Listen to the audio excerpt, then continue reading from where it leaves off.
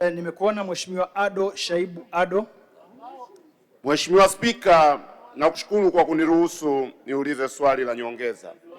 Kwa kuwa kituo kikuu cha polisi cha wilaya ya Tunduru ni kikongwe na kidogo, katika mazingira ambayo yanalazimisha sisi akina Ado ambao huitwa mara kwa mara pale kuhojiwa, tumewashuhudia makamanda wetu wakiwa wanaendesha mahojiano ndani ya chumba kimoja kwa watuhumiwa zaidi ya mmoja, hali ambayo inaondosha kabisa weledi.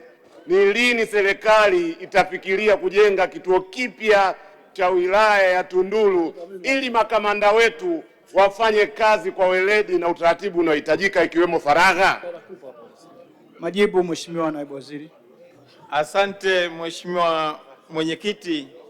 Nimshukuru na kumpongeza sana Mheshimiwa Ado Shaibu, lakini naomba nimkumbushe tu kwamba kituo cha polisi alichokitaja na vituo vyote vya polisi nchini, uwepo wake si kwa ajili ya wakina Ado Shaibu, ni kwa ajili ya wale wote ambao watakuwa wanahalifu sheria za nchi.